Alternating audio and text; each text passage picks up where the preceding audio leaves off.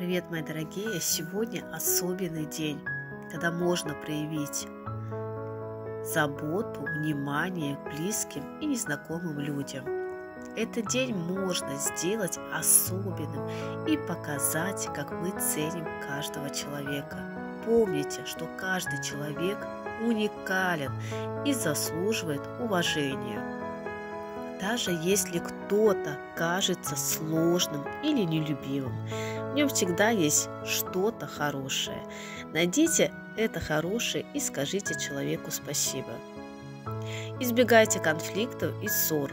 Даже самый незначительный конфликт может оставить след в душе. Проявите доброту и заботу, чтобы сделать мир лучше. Сделайте этот день особенным для себя и для других. Покажите, что каждый может изменить мир к лучшему.